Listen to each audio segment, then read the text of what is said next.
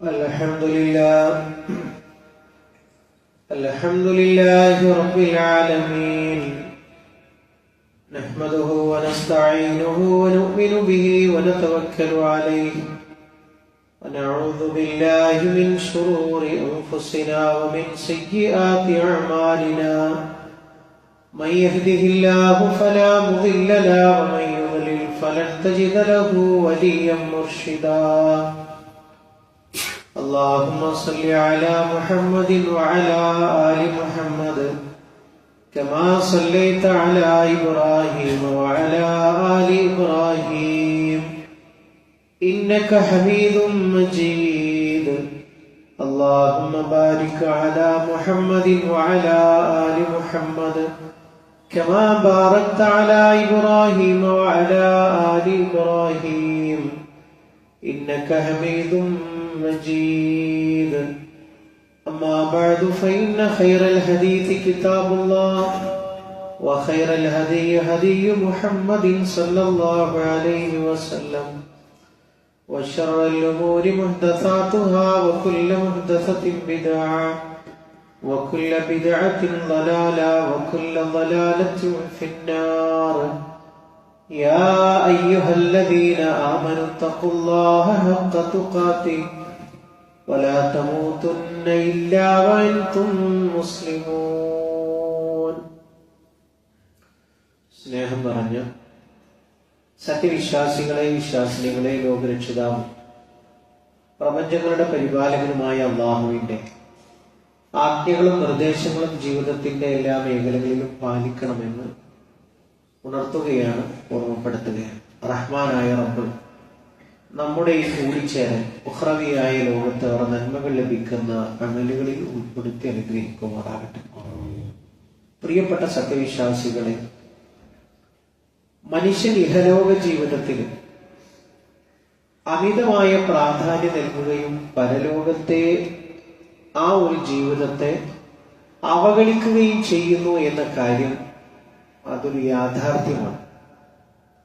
അല്ലാഹു സുബ്ഹാനഹു തആല അങ്ങനത്തെ ഒരു സ്വഭാവം നമുക്ക് ഉണ്ടാവരുത് എന്നുള്ള നിലക്ക് നമ്മുടെ മാർഗദർശന ഗ്രന്ഥമായ വിശുദ്ധ ഖുർആനിൽ അടിക്കടി അതുമായി ബന്ധപ്പെട്ട ഉണർത്തലുകൾ നടത്തിയത് നമുക്ക് കാണാൻ കഴിയും. കല്ലാ ബൽ തുഹിബ്ബൂനൽ ആജില, അവർ ക്ഷണികമായതിനെ അവർ ഇഷ്ടപ്പെടുന്നു, അതായത് ദുനിയാവിനെ അവർ ഇഷ്ടപ്പെടുന്നു. വതദറൂനൽ ആഖിറ, പരലോക ജീവിതത്തെ അവർ വിട്ടേക്കുകയും ചെയ്യുന്നു. നമ്മളെല്ലാ വെള്ളിയാഴ്ചയിലും ഓതി കേൾക്കാറുള്ളത് പോലെ വല്ലാഖിറത്തു ഖൈറും വഅബ്ഖ, ആഖിറമാണ് കൂട്ടരെ എന്നെന്നും ശാശ്വതം ബാക്കിയാവുന്നതും എന്നെന്നും നിലനിൽക്കുന്നതും. മഹാനായ റസൂലുള്ളാഹി സ്വല്ലല്ലാഹു അലൈഹി വസല്ലം ചില ആയത്തുകൾ നമുക്ക് ഓതിത്തന്നു. ഈ ദുനിയാവ് എത്രമാത്രം നിസ്സാരമാണ് എന്ന് നമ്മൾ ബോധ്യപ്പെടുത്താൻ വേണ്ടി അതിൽ ഒരു ആയത്ത് വിശുദ്ധ ഖുർആൻ സൂറത്ത് യൂനുസിലെ 24-ാമത്തെ ആയത്ത്. അതിൽ അല്ലാഹു പറഞ്ഞു വരുന്നത്, ദുനിയാവ് എന്ന് പറഞ്ഞാൽ ചെടികൾ മുളച്ചു കൊണ്ടുന്നത് പോലെ. വെള്ളം കിട്ടുമ്പോൾ നമ്മൾ കണ്ടിട്ടില്ല, ചെടികൾ ഇങ്ങനെ മുളച്ചു കൊണ്ടും മഴക്കാലത്തൊക്കെ വലിയ കാടായ സ്ഥലങ്ങൾ നമുക്ക് കാണാൻ കഴിയും. അതെങ്ങനെ പൊങ്ങി പച്ചപ്പായി ഇങ്ങനെ എല്ലാവരെയും അത്ഭുതപ്പെടുത്തുന്ന രൂപത്തിൽ അതിങ്ങനെ നിൽക്കും. അപ്പൊ ആരെങ്കിലും കരുതൂ ഇത് ശാശ്വതമായിട്ട് ഇവിടെ ഉണ്ടാവും എന്നുള്ളത്? ബുദ്ധിയുള്ള ഒരാളും കരുതുകയില്ല. പിന്നെയോ അതിന്റെ വെള്ളം നിലച്ചാൽ അതിന്റെ ഒരു കാലയളവ് കഴിഞ്ഞാൽ അത് വൈക്കോൽ തുരുമ്പായി ഇങ്ങനെ വാടി മഞ്ഞനിറം ബാധിച്ച് അതങ്ങനെ മണ്ണോട് ചേരലാണ് പതിവ്. ഇതുപോലെയാണ് പ്രിയപ്പെട്ടവരെ ഇന്നമാ മസലുൽ ഹയാത്തി ദുനിയ എന്ന് പറഞ്ഞുകൊണ്ടാണ് അള്ളാഹു ആ ആയത്ത് തുടങ്ങുന്നത് തന്നെ. മറ്റൊരിക്കൽ റസൂലുള്ളാഹി സ്വല്ലല്ലാഹു അലൈഹി വസല്ലം ഒരു അങ്ങാടിയിലൂടെ നടന്നു പോകുന്നു. അങ്ങാടിയിലൂടെ നടന്നു പോകുന്ന സമയത്ത് ഒരു ചെവി പാതി മുറിഞ്ഞു പോയിട്ടുള്ള ഒരു ചത്ത ആടവിടെ കിടക്കുന്നുണ്ട്. ആ പ്രവാചകൻ സ്വല്ലല്ലാഹു അലൈഹി വസല്ലമ ചോദിക്കുകയാണ്, നിങ്ങൾക്ക് ഒരു ദിർഹമിന് ഞാനിത് വിറ്റാൽ നിങ്ങൾ ആരെങ്കിലും ഇത് വാങ്ങാൻ തയ്യാറാകുമോ? അപ്പൊ സഹാബികൾ പ്രവാചകൻ സല്ലല്ലാഹു അലൈഹി വസല്ലമയോട് ചോദിക്കണം, അല്ലാഹുവിന്റെ റസൂൽ, ഇതൊരു ചത്ത ആടല്ല, മാത്രമല്ല ഇതിന് ജീവൻ ഉണ്ടെങ്കിൽ അതിനാണെങ്കിലോ ന്യൂനത ഉണ്ട് താനും. ആരാണ് ഈ ഒരു നാണയത്തിൽ അല്ലെങ്കിൽ ഒരു ദിർഹമിന് ഈ ഒരു ആടിന് അങ്ങയിൽ നിന്ന് വാങ്ങാനുള്ളതെന്ന് ചോദിക്കുമ്പോൾ പ്രവാചകൻ സല്ലല്ലാഹു അലൈഹി വസല്ലം പറയുന്നു, നിങ്ങളിപ്പോ കാണിച്ചില്ല ചത്ത ആടിന് ആരെങ്കിലും വെറുതെ കൊടുത്താൽ പോലും ആർക്കും വേണ്ട. ഇതുപോലെയാണ് അള്ളാഹുവിന്റെ അടുക്കൽ നിങ്ങൾ ഇത്രമാത്രം ബേജാറ് കൂട്ടുന്ന ദുനിയാവിന്റെ അവസ്ഥ അത്രയൊന്നും അള്ളാഹുവിന്റെ അടുക്കൽ ഇതിനേക്കാൾ നിസ്സാരമാണ് എന്ന് പ്രവാചകൻ സല്ലല്ലാഹു അലൈഹി വസല്ലം പഠിപ്പിച്ചു കൊടുത്തു. മറ്റൊരു ഉപമാ ഹദീസിൽ നമുക്ക് കാണാം, മദ്ദുനിയ ഫിൽ ആഖിറതി ഇല്ലാ കമാഇൻ യജഅലു അഹദുകും ഇസ്ബഅഹു ഫിൽ യമീൻ. ഒരാൾ സമുദ്രത്തിൽ പോയിട്ട് അയാളുടെ വിരലിങ്ങനെ മുക്കി നോക്കും. അപ്പൊ അതിങ്ങനെ ഉയർത്തിക്കഴിഞ്ഞാൽ എത്ര തുള്ളി വെള്ളം ഉണ്ടാകും? പരാവാരം പോലെ കിടക്കുന്ന സമുദ്രത്തിൽ ഇയാൾ അതിന്റെ കരയിൽ സമുദ്ര തീരത്ത് പോയിട്ട് വിരല് മുക്കിയിട്ട് ഇങ്ങനെ ഉയർത്തി നോക്കുമ്പോൾ എത്ര തുള്ളിയാണ് ആ വിരൽ തുമ്പിൽ ഉണ്ടാവുക? ഇതുപോലെയാണ് പ്രിയപ്പെട്ടവരെ, അല്ലേ? ഇത്ര മാത്രമേ ഈ ദുനിയാവിൽ നിന്ന് നിങ്ങൾക്ക് കൊണ്ടുപോകാൻ കഴിയും. ഇത്രയുള്ളൂ ദുനിയാവ് അല്ലാഹുവിന്റെ അടുക്കൽ എന്നുള്ളത് വളരെ കൃത്യമായി വിശദീകരിച്ചു തരികയാണ്. മറ്റ് ഒരു ഉദാഹരണം നമ്മൾ എല്ലാവരും കേട്ടിട്ടുള്ളതാണ്. നാം റസൂലുള്ളാഹി സ്വല്ലല്ലാഹു അലൈഹി വസല്ലം അലാ ഹസീരി, ഈത്തപ്പനയിൽ നിന്ന് വൃത്തിയിട്ട പട്ടയിൽ പ്രവാചകൻ സല്ലല്ലാഹു അലൈഹി വസല്ലം കിടന്ന സമയത്ത് അല്ലാഹുവിന്റെ റസൂൽ സല്ലല്ലാഹു അലൈഹി വസല്ലമയുടെ വെളുത്ത പ്രതലത്തിൽ മുതുകിൽ എന്ത് ചെയ്തു? ഈ പട്ടയുടെ പാടുകൾ. അപ്പൊ നമുക്കറിയാലോ, കിസ്റാ കൈസർ രാജാക്കന്മാര് മിനുമിനുത്ത മിനുസമുള്ള മെത്തയിലാണ് അവർ കിടക്കുന്നത്, ഇരിക്കുന്നത്. അഷ്റഫുൽ ഖൽഖ് മുഹമ്മദ് മുസ്തഫ സല്ലല്ലാഹു അലൈഹി വസല്ലമയാണെങ്കിലും അപ്പൊ ഇത് സഹാബത്തിന് വല്ലാത്തൊരു മനസ്സിന് സ്വാധീനം ചെലുത്തിയപ്പോ അവര് പറഞ്ഞു, അല്ലാഹുവിന്റെ റസൂൽ, ഞങ്ങൾ അങ്ങേക്ക് ഒരു വിത്വാവും ഒരു ചെറിയൊരു കോസടി ഉണ്ടാക്കി തരട്ടെ. പ്രവാചകൻ സല്ലല്ലാഹു അലൈഹി വസല്ലമയുടെ മറുപടിയാണ് അതിൽ നമ്മൾ ശ്രദ്ധിക്കേണ്ടത്. എന്താ പ്രവാചകൻ സല്ലല്ലാഹു അലൈഹി വസല്ലം തിരിച്ചു ചോദിച്ചു എന്നറിയും, മാലി വലി ദുനിയ, ഞാനും ഈ ദുനിയാവും തമ്മിൽ എന്ത് ബന്ധമാണ്?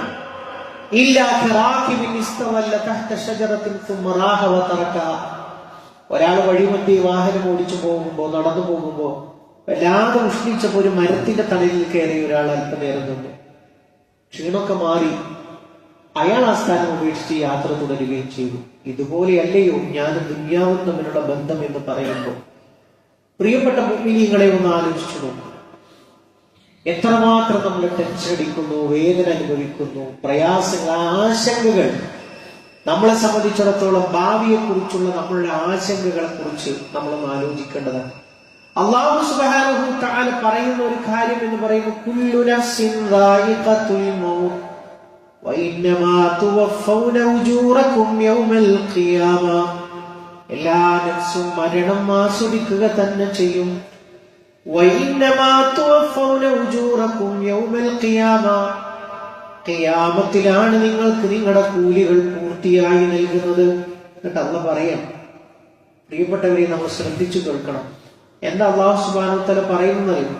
ഫമൻ സുഹ്സിഹ അനിൻ നാർ, ഒരാൾ നരകത്തിൽ നിന്ന് അകറ്റി നിർത്തപ്പെടുകയും വഉദ്ഖിലൽ ജന്ന, അയാൾക്ക് സ്വർഗത്തിലേക്ക് പ്രവേശനം കിട്ടുകയും ചെയ്താൽ ഫഖദ് ഫാസ, അവനാണ് ഏറ്റവും വലിയ മഹാഭാഗ്യവാൻ, അവനാണ് വിജയി, അവനാണ് ഏറ്റവും വലിയ സൗഭാഗ്യവാൻ.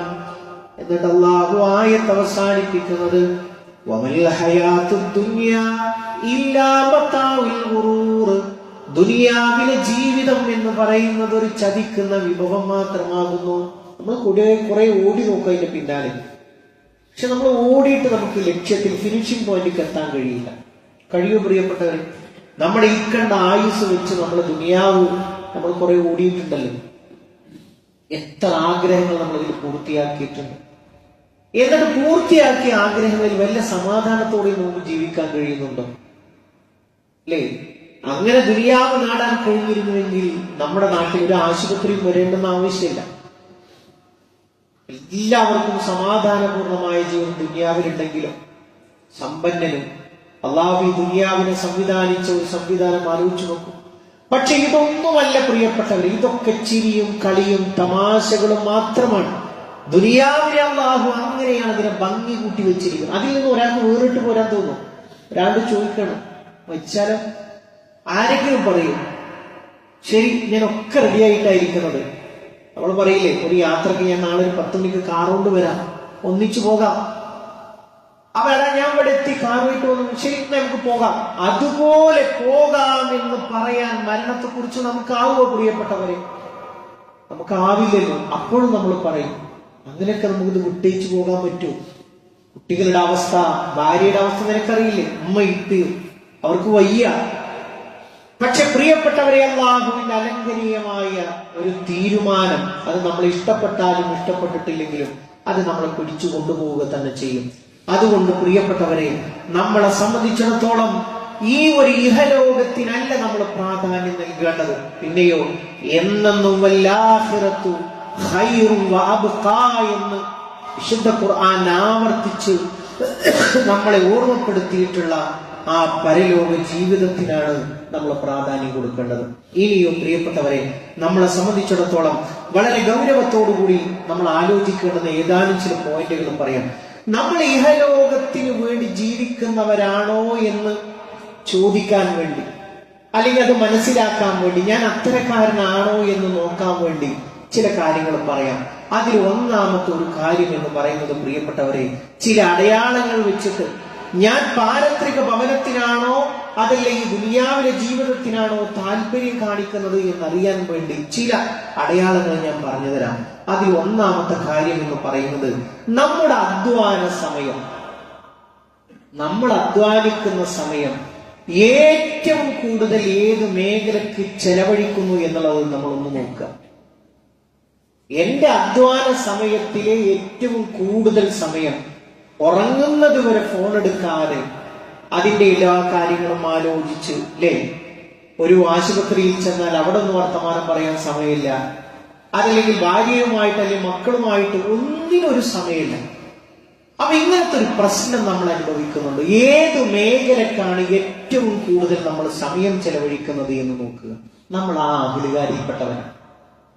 നമ്മൾ ത്യാഗം സഹിക്കുന്നത്, ധാരാളം സമയം നമ്മൾ എവിടെയാണോ നമ്മൾ ചെലവിടുന്നത് ആ ഒരു വിഭാഗത്തിലാണ് നമ്മൾ ഉൾപ്പെടുക എന്നുള്ളത് ഒന്ന് നമ്മൾ ടെസ്റ്റ് ചെയ്ത് നോക്കാൻ പറ്റുന്ന ഒരു ഉദാഹരണം മാത്രമാണ്. രണ്ടാമത്തെ ഒരു കാര്യം എന്ന് പറയുന്നത് പ്രിയപ്പെട്ടവരെ, നല്ല നല്ല പ്രവർത്തനങ്ങൾ നമ്മൾ ഉപേക്ഷിക്കുക. നമ്മൾ ഒരു ഉദാഹരണം പറയാറുണ്ട്. പിന്നെ നിസ്കാരം നമ്മൾ എപ്പോഴാണ് നിസ്കരിക്കണം എന്ന ബോധമുണ്ട്. ഏറ്റവും അഫ്ളലായ സമയം എന്ന് പറയുന്നത് നമ്മുടെ പള്ളിയിലെ ജമാഅത്തിന്റെ സമയമാണ്. ആ ജമാഅത്തുകൾക്ക് നമുക്ക് എത്തിപ്പെടാൻ കഴിയുന്നുണ്ടോ? ഇനി അങ്ങനെ എത്തിപ്പെട്ടാൽ തന്നെ അത് ഇഖ്ലാസോടുകൂടി നമുക്ക് നിർവഹിക്കാൻ കഴിയുന്നുണ്ടോ? അത് മാത്രമല്ല, നമ്മളെ സംബന്ധിച്ചിടത്തോളം സലാം വീട്ടി സുബ്ഹാനല്ലാഹ് 33 തവണ, അൽഹംദുലില്ലാഹ് 33 തവണ, അല്ലാഹു അക്ബർ എന്ന് 33 തവണ പറഞ്ഞാൽ, അല്ലേ, അവസാനം ലാ ഇലാഹ ഇല്ലല്ലാഹ് വഹ്ദഹു ലാ ശരീക ലഹു ലഹുൽ മുൽക്കു വലഹുൽ ഹംദു വഹുവ അലാ കുല്ലി ഷൈഇൻ ഖദീർ എന്നുകൂടി പറഞ്ഞ് 100 ചേർത്താൽ സമുദ്രത്തിലെ നുരയോളം തെറ്റുകളുണ്ടെങ്കിലും അള്ളാഹു റബ്ബുൽ ഇസ്സത്ത് അത് പുറത്തു തരും എന്നുള്ളതാണ്. പ്രിയപ്പെട്ടവരെ, അള്ളാഹുവിന്റെ റസൂൽ സല്ലല്ലാഹു അലൈഹി വസല്ലം സർട്ടിഫൈ ചെയ്യാത്ത ഒന്നും ദീനിൽ നമ്മൾ സ്വീകരിക്കാറില്ല എന്ന് നമുക്കൊക്കെ അറിയാം, അല്ലേ? അതുകൊണ്ടാണ് നിസ്കാരത്തിന് ശേഷം നമ്മൾ ഇമാം ഒരു സുബ്ഹാനല്ലാഹ് പറയാ, ഇമാം അൽഹംദുലില്ലാഹ്, ഒപ്പം മാമൂമീങ്ങളും അൽഹംദുലില്ലാഹ് ഏറ്റു പറയാ. അത് നമ്മുടെ പള്ളിയിൽ ഇല്ലാത്തത് ഒറ്റ കാര്യം കൊണ്ടാണ്. അതിനർത്ഥം സലാം വീട്ടിക്കഴിഞ്ഞാൽ പ്രാർത്ഥനകളില്ല, ദിക്റുകളില്ല എന്നുള്ളതല്ല. അങ്ങനെ ആരും തെറ്റായി മനസ്സിലാക്കാനും പാടില്ല. പ്രവാചകൻ സല്ലല്ലാഹു അലൈഹി വസല്ലമ സ്ത്രീകൾ മാറിയിരിക്കാനുള്ള അല്ലെങ്കിൽ സ്ത്രീകൾ എഴുന്നേറ്റ് പോകാനുള്ള സമയം മാത്രം വരെ, ആ ഒരു സമയം മാത്രമാണ് നിസ്കരിച്ച മിഹ്റാബിൽ തന്നെ ഇരിക്കാറുള്ളത്. സലാം വീട്ടിക്കഴിഞ്ഞാൽ പ്രവാചകൻ മാറിയിരിക്കാറാണ് പതിവ്. അതല്ലാതെ നമ്മുടെ സാധാരണ മുസ്ലിം പള്ളികളിൽ കാണുന്നത് പോലെ ചെല്ലു ലാ ഇലാഹ ഇല്ലല്ലാഹ് അല്ലെങ്കിൽ സുബ്ഹാനല്ലാഹ് ഒരാൾ ചൊല്ലിത്തരിക, മറ്റുള്ളവരെ ഏറ്റുപറയുക, അത് പ്രവാചകൻ സല്ലല്ലാഹു അലൈഹി വസല്ലം പഠിപ്പിച്ചു തരാത്തത് കൊണ്ടാണ് നമ്മുടെ പള്ളികളിൽ അത് കാണാത്തത്. അതിനർത്ഥം അത് ഇല്ല എന്നല്ല. ചില ആളുകളെ സംബന്ധിച്ചിടത്തോളം സമയമുണ്ടായിട്ട് പോലും ആ ഒരു ഇരുന്ന് എന്റെ ഖബറിലേക്കുള്ള ഒരു വിഭവം സുബ്ഹാനല്ലാഹ് ആത്മാർത്ഥമായി 33 തവണ, അൽഹംദുലില്ലാഹ് ആത്മാർത്ഥമായി 33 തവണ. പ്രിയപ്പെട്ടവരെ, ഈ സമയം നമുക്ക് ആവശ്യമായിട്ട് വരും. അല്ലാഹുവിന്റെ റസൂൽ സല്ലല്ലാഹു അലൈഹി വസല്ലമ ഒരു ഖബറിന്റെ അടുത്ത് കൂടി നടന്നുപോയി. എന്നിട്ട് കൂട്ടാളികളോട് പറഞ്ഞു കൊടുക്കാണ്, സഹാബത്തിനോട് പറഞ്ഞു കൊടുക്കാണ്, ഈ ഖബറിലുള്ള ആളുകൾക്ക് ഇപ്പൊ എന്തിനാണ് ഏറ്റവും കൂടുതൽ ആവശ്യം എന്നറിയോ? 2 റക്അത്ത് നിസ്കരിക്കാൻ വേണ്ടിയിട്ടാണ്. നിങ്ങൾ ആലോചിച്ചു നോക്കൂ, നമുക്കൊക്കെ എത്ര സമയമുണ്ട്, എത്ര പള്ളികളുടെ മുമ്പിലൂടെ നമ്മൾ കടന്നു പോകുന്നുണ്ട്. യഥാവിധി നമുക്കറിയാവുന്ന അമലുകൾ ചെയ്താൽ തന്നെ പ്രിയപ്പെട്ടവരെ നമ്മുടെ ജീവിതം എത്രമാത്രം സന്തോഷഭരിതമാകും അല്ലേ? നമ്മളൊക്കെ ഒന്ന് മനസ്സിൽ കൈവച്ച് നോക്കൂ. ഞാൻ നിസ്കരിക്കുന്ന ഒരു നിസ്കാരം ആത്മാർത്ഥമായിട്ട് നിസ്കരിച്ചാൽ അതിന് വല്ലാത്തൊരു അനുഭൂതി ഉണ്ടാകും. ആത്മാർത്ഥമായി ഒരു പേജ് ഖുർആൻ ഓതിയാൽ അതിന് വല്ലാത്തൊരു സന്തോഷം മനസ്സിൽ നിറയും അല്ലെ? ഇങ്ങനത്തെ ഒരു സാഹചര്യം നമുക്ക് ഉണ്ടാവണം അല്ലെ? ദുനിയാവിന് വേണ്ടി നമ്മൾ പ്രിയത്തോടുകൂടി വളരെ കഷ്ടപ്പെട്ട് നിസ്കാരത്തിനൊക്കെ വന്നതാണ്, ഞാൻ വേഗം ഇറങ്ങി പോവാണ്, ഒരു ഒഴിവ് എന്ന് പറയുന്നതില്ല. അങ്ങനത്തെ ഒരു സ്വഭാവം നമുക്കുണ്ടോ? പള്ളികളുമായിട്ടുള്ള ബന്ധം, അതേപോലെ തന്നെ എന്തായിരുന്നാലും ഒരു ദിവസം വിശുദ്ധ ഖുർആനിൽ നിന്ന് ഒരു ജുസ് എങ്കിലും ഓതാൻ കഴിയുക എന്ന് പറഞ്ഞാൽ അതൊരു ഭാഗ്യമല്ലേ? അതിനു പോലും സമയമില്ലാതെ, ഒരു ജമാഅത്തിന് പോലും വരാതെ, പ്രിയപ്പെട്ടവരെ നമ്മളെ അള്ളാഹു ഏൽപ്പിച്ച മലായിക്കത്തുകൾ നമുക്ക് സമയം തരുമെന്നാണോ നമ്മുടെ ധാരണ? ഒരിക്കലും നമുക്ക് സമയം തരില്ല. നമ്മുടെ ആ സമയമായി കഴിഞ്ഞാൽ എന്തൊക്കെ ആരൊക്കെ എന്ത് വിചാരിക്കുന്നു എന്നല്ല നോക്കുക. അള്ളാഹുവിന്റെ കൽപ്പന ശിരസാവഹിക്കുക എന്നുള്ളത് മാത്രമാണ് ആ മലക്ക് ചിന്തിക്കുക. അതുകൊണ്ട് നമ്മളെ സംബന്ധിച്ചിടത്തോളം അങ്ങനത്തെ ഒരു കാര്യം, ഒരു നല്ലൊരു വഅള് കേൾക്കാൻ, അതല്ലെങ്കിൽ ഒരു നല്ലൊരു ക്ലാസ് കേൾക്കാൻ, ഒരു മനുഷ്യനെ സഹായിക്കാൻ, ഇതിനൊക്കെയും നമ്മൾ ദുനിയാവിന് നമ്മൾ ചാരി നിന്നുകൊണ്ട് അതിനൊക്കെ ഇപ്പൊ എവിടെയാ സമയം? അല്ലെങ്കിൽ അതിനൊക്കെ ആർക്കപ്പം അതിനൊക്കെ സമയമുള്ളത്? അല്ലെങ്കിൽ അങ്ങനെയൊക്കെ ചെയ്താൽ ഇപ്പൊ എന്താ നമ്മളൊക്കെ എത്രയേ ചെയ്യുന്നുണ്ട്. അങ്ങനത്തെ ഒരു രൂപത്തിലുള്ള ഒരു പ്രവർത്തനം, അതാണ് വിശുദ്ധ ഖുർആൻ പറഞ്ഞത്, അവർ കണക്ക് നോക്കുന്നതൊക്കെ വേഗത്തിലുള്ള ഈ ദുനിയാവിൽ വെച്ച് അതിനെ വെച്ചിട്ടാണ് അവർ തുലനപ്പെടുത്തുന്നത്. എന്നാലോ ആഖിറ ലോകത്തെ അവർ വിട്ടുപിരിയുകയും ചെയ്യുന്നു, അതിനെ ഉപേക്ഷിക്കുകയും ചെയ്യുന്നു എന്നാണ് അല്ലാഹു സുബ്ഹാനഹു തആല പറയുന്നത്. റഹ്മാനായ റബ്ബ് ഇരു ലോകത്തും വിജയം വരിക്കുന്ന മുഅ്മിനീങ്ങളിൽ മുത്തഖീങ്ങളിൽ നമ്മളെ എല്ലാവരെയും ഉൾപ്പെടുത്തി അനുഗ്രഹിക്കുമാറാകട്ടെ.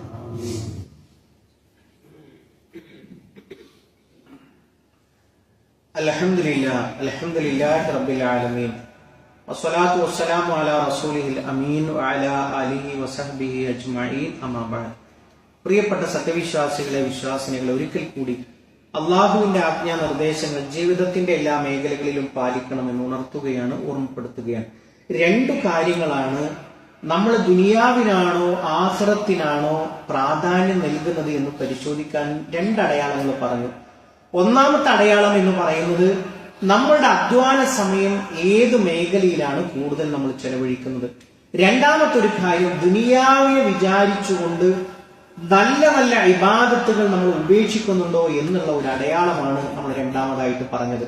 മൂന്നാമത്തെ ഒരു കാര്യം എന്ന് പറയുന്നത്, പ്രിയപ്പെട്ടവരെ, തെറ്റുകൾ ഉപേക്ഷിക്കാൻ നമുക്ക് കഴിയുന്നുണ്ടോ എന്നുള്ളതാണ്. ഒരു ഹറാമ് വരുമ്പോ ആ ഒരു കാര്യം കൂടി നീ ചെയ്താൽ വെറുതെ കിട്ടുന്ന പൈസയല്ലേ അല്ലെ? എന്തെല്ലാം ന്യായങ്ങൾ പറയുന്നു, പലിശയെ വെളുപ്പിച്ചെടുക്കാൻ വേണ്ടി, അല്ലെങ്കിൽ യതീമുകളുടെ മുതൽ തിന്നാൻ വേണ്ടി, അല്ലെങ്കിൽ വെറുതെ ഒരു മനുഷ്യന് പോലും അറിയില്ല, അത് നമുക്ക് മാത്രം നമ്മളെ വിശ്വസിച്ചേൽപ്പിച്ച മുതലുകൾ, നമ്മളുടെയൊക്കെ ഒരു അംഗീകാരത്തിൽ അയാളെ തരക്കടില്ല. ഒരു പൂജ്യം ചേർത്ത് എഴുതി കഴിഞ്ഞാൽ ഒരു മഹ്ലൂക്ക് പോലും അറിയില്ല. പ്രിയപ്പെട്ടവരെ, നമ്മളെ സംബന്ധിച്ചിടത്തോളം ഈ ഇഹലോകത്തിനാണ് നമ്മൾ പ്രാധാന്യം നൽകുന്നതെങ്കിൽ നമ്മൾ പഴച്ചു പോകും. നേരെ മറിച്ച് അള്ളാഹുവിന്റെ വിചാരണയുടെ കോടതിയിൽ ഞാൻ നിൽക്കേണ്ടി വരും, അത് എനിക്ക് സഹിക്കാൻ കഴിയില്ല. ആ ഒരു സഹനത്തിന്റെ ഒരു ചുവട് പിടിച്ചുകൊണ്ട് ജീവിതത്തെ ക്രമീകരിക്കാൻ നമുക്ക് സാധിക്കുന്നുണ്ടോ? വിശുദ്ധ ഖുർആൻ നമ്മളോട് പറഞ്ഞില്ലേ, ഫഅമ്മാമൻ തഗാ. അപ്പോൾ ഒരുത്തൻ, അവൻ ആരാ? ത്വഗാ എന്ന് പറഞ്ഞാൽ പരിധി ലംഘിച്ചവനാണ്. പിന്നെയോ വആസറൽ ഹയാത്ത ദുനിയ, ദുനിയാവിൽ അങ്ങോട്ട് ഇഴുകിച്ചേർന്നു. ലാഭനഷ്ടങ്ങളൊക്കെ അവിടെ തന്നെയാണ് കണക്ക് കൂട്ടുന്നത്. എന്നിട്ട് അള്ളാഹ് പറയാൻ മൂന്നാമത്തെ ഭാഗം, ഫഇന്നൽ ജഹീമ ഹിയൽ മഅ്വ, ജഹീമാകുന്നു, നരകമാകുന്നു അവന്റെ സങ്കേതം. ഇതാണ് മൂന്നാമത്തെ കാര്യം. ഒരു തെറ്റിൽ നിന്ന് നമുക്ക് മാറി നിൽക്കാൻ കഴിയും. ഞാൻ വിചാരിച്ചു എനിക്കത് മാറ്റാൻ കഴിയും. ഇങ്ങനത്തെ ഒരു കോൺഫിഡൻസ് ആണ് ഒരു വിശ്വാസിക്ക് ഉണ്ടാവേണ്ടത്. നാലാമത്തെ ഒരു കാര്യം എന്ന് പറയുന്നത്, പ്രിയപ്പെട്ടവരെ, അല്ലാഹു സുബ്ഹാനഹു തആല വളരെ കൃത്യമായി നമ്മളെ പഠിപ്പിച്ച ഒരു കാര്യമുണ്ട്. എന്ത്? ദീനിനെ നിസ്സാരമാക്കുക എന്ന് പറയുന്ന ഒരു സ്വഭാവം ദുനിയാവിനോട് ഇഴുകിച്ചേർന്ന് ജീവിക്കുന്ന ആളുകളെ നമുക്ക് കാണാൻ കഴിയും. ഇപ്പൊ വളർന്നു വരുന്ന സഹോദരിമാർ അവർ ദുനിയാവിന്റെ പല വിഷയങ്ങളിലുമായിട്ട് ഇടപെടുമ്പോൾ അള്ളാഹുവിന് ഏറ്റവും ഇഷ്ടപ്പെട്ട തഖ്വയുടെ വസ്ത്രം ഉപേക്ഷിക്കുന്ന ആളുകൾ. പ്രിയപ്പെട്ടവരെ ഒന്ന് ആലോചിച്ചു നോക്കും, നമ്മുടെ ഉമ്മത്ത് നടത്തുന്ന കല്യാണവേളകൾ, അവിടുത്തെ കോപ്രായിത്തരങ്ങൾ, അവിടുത്തെ കാട്ടിക്കൂട്ടലുകൾ, അല്ലേ? അള്ളാഹു ഒരു അദാബ് ഇറക്കുകയാണെങ്കിൽ അത് ഈ കല്യാണ വീട്ടിൽ ഇറക്കുമെന്ന് പങ്കെടുത്ത ആളുകൾ തന്നെ അതിനുശേഷം പറയുന്ന സാഹചര്യത്തിൽ വരെ ആളുകളെ കൊണ്ട് ഇത്തരത്തിലൊക്കെ പറയിപ്പിക്കുന്ന രൂപത്തിലേക്ക് കാട്ടിക്കൂട്ടുന്ന ആളുകൾ. അതെന്താണ്? ഇതന്നെയുള്ളൂ. ഇവിടെ തൊക്കെ ഇനിയിപ്പോ ചെയ്തിട്ടില്ല, ഇനി ഇത് എപ്പോഴാ ചെയ്യാം? ജീവിതം ഒന്നല്ലേ ഉള്ളൂ. നമുക്ക് ഒരിക്കലും പറയാൻ പാടില്ലാത്തതുള്ളൂ, നമുക്ക് ജീവിതം ഒന്നല്ല ഉള്ളത്. ഇതൊരു കൃഷിസ്ഥലം മാത്രമാണ്. ഇതിലെ വിളവെടുപ്പാണ് അറ്റമില്ലാത്തൊരു ലോകം, ആ ഒരു ലോകത്ത് നടപ്പിലാകുന്നത്. പിന്നെ നമുക്ക് എങ്ങനെ പറയാൻ കഴിയും ഇപ്പോഴല്ലേ അടിച്ചു കുളിക്കേണ്ടത്, ഇനി എപ്പോഴാ നമുക്ക് ഇതിനൊക്കെ കഴിയും? ഒന്നുകൂടെ നമ്മൾ കണ്ണിന്റെ, അല്ലെങ്കിൽ നിങ്ങൾ അങ്ങോട്ട് വരണ്ട. ഭാര്യ അപ്പൊ നമ്മളോട് ഒരു മസ്ലഹത്തിന്റെ വശം, നിങ്ങൾ എന്തിനാ നിങ്ങളെ നിസ്കാരം വെക്കുക, അപ്പൊ നിങ്ങൾക്ക് ജമാഅത്തിന്റെ സമയമാവൂലേ, അല്ല നിങ്ങൾ ആ കല്യാണത്തിന് വരണ്ട, ഓണോര് പോയിക്കോട്ടെ. അതല്ല പ്രിയപ്പെട്ടവരെ, നമ്മളെ സംബന്ധിച്ചിടത്തോളം അത് നമുക്കൊരു നിലപാടുണ്ട്. ആ നിലപാടിൽ നമുക്ക് ഉറച്ചു നിൽക്കാൻ കഴിയണമെന്ന്. ദീനിനെ പുച്ഛിക്കുന്നവർ അത് നമ്മുടെ കുടുംബത്തിൽ ഉണ്ടാകാൻ പാടില്ല, അവരോടൊപ്പം നമ്മൾ ചേരാനും പാടില്ല. ഈ ഒരു സമീപനം പ്രിയപ്പെട്ടവരെ നമുക്കുണ്ടാവണം. അത് ഇവരൊക്കെ എത്ര നിസ്കരിച്ചിട്ടാ സാധാരണ നമ്മുടെയൊക്കെ നാടൻ വർത്തമാനങ്ങളിൽ കേൾക്കുന്നതാണ്. അങ്ങനെയൊന്നും വർത്തമാനം പറയുന്ന ആളുകളോട് നമ്മൾ ഒരിക്കലും ഒരു ആത്മാർത്ഥ ബന്ധം തന്നെ സ്ഥാപിക്കും. കാരണം എന്താ? ആ സ്വഭാവം നമ്മളിലേക്ക് കൂടി കടന്നു വരും. ദീനിനെ പുച്ഛിക്കുക, അതിന്റെ നിയമങ്ങളെ കളവാക്കുക, അതൊക്കെ എന്താ ഈ ദുനിയാവിനോട് ആണ്ടിറങ്ങി പോകുമ്പോൾ സംഭവിക്കുന്നത്. കാരണം എന്താ വെച്ചാൽ പിശാചനെ വലിച്ചു കൊണ്ടുപോവാണ്. അപ്പോഴോ അവരെ കൊണ്ട് കോരി വലിക്കാൻ പറ്റുന്ന ഒരാളെ കൂടി ആ ടീമിലേക്ക് കൊണ്ടുപോകാനുള്ള ഒരു ശ്രമം മാത്രമാണ്. അതുകൊണ്ട് പ്രിയപ്പെട്ടവരെ, ദുനിയാവിനെ അള്ളാഹു നിങ്ങൾ ആരും മോഹിക്കേണ്ടതില്ല, വിചാരിക്കേണ്ടതില്ല. ദുനിയാവ് എന്ന് പറഞ്ഞാൽ നമുക്ക് അവനെ മാറ്റി നിർത്താൻ കഴിയുന്ന ഒന്നാണ് എന്നുള്ളത് അല്ല. പിന്നെയോ നമ്മളെയൊക്കെ വഞ്ചിക്കാൻ ഇവിടെയൊക്കെ ദുനിയാവിനെ കുറിച്ച് പറയുമ്പോഴും അള്ളാഹ് പ്രയോഗിച്ചൊരു പ്രയോഗമുണ്ട്, അമൽ ഹയാത്ത് ദുനിയ ഇല്ലാ മത്താഉൽ ഗുറൂർ. ദുനിയാവിലെ ജീവിതം എന്ന് പറഞ്ഞാൽ അതൊരു ചതിക്കുന്ന വിഭവമാണ്. ആ ചതിയിൽ നമ്മൾ പെടാൻ പാടില്ല. ഇതിനർത്ഥം ദുനിയാവിൽ നിന്നൊക്കെ മാറി നിന്നുകൊണ്ട് മക്കളുമില്ല, കുടുംബമില്ല, അതൊന്നുമല്ല ഈ പറഞ്ഞതിന്റെ അർത്ഥം. പിന്നെയോ എല്ലാത്തിലും നമുക്കൊരു ഓഹരിയുണ്ട്, ഒരു ഭാഗമുണ്ട്. ആ ഭാഗം സ്വീകരിച്ചു കഴിഞ്ഞാൽ നമുക്കതിൽ നിന്ന് മാറി നിൽക്കാൻ കഴിയണം എന്നുള്ളതാണ് ഈ പറഞ്ഞതിന്റെ ചുരുക്കം. റഹ്മാനായ റബ്ബ് ഈ ലോകത്ത് വിജയം വരിക്കുന്ന മുത്തഖീങ്ങളിൽ, മുഅ്മിനീങ്ങളിൽ നമ്മളെ എല്ലാവരെയും ഉൾപ്പെടുത്തി അനുഗ്രഹിക്കുമാറാകട്ടെ.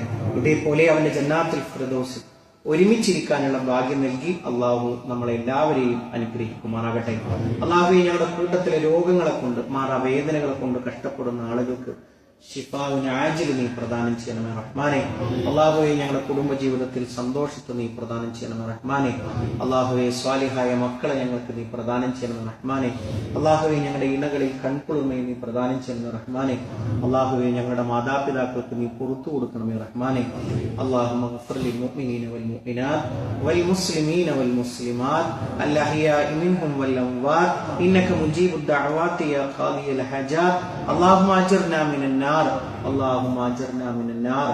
اللهم ربنا تقبل منا انك انت السميع العليم وتب علينا انك انت التواب الرحيم. امين امين برحمتك يا ارحم الراحمين.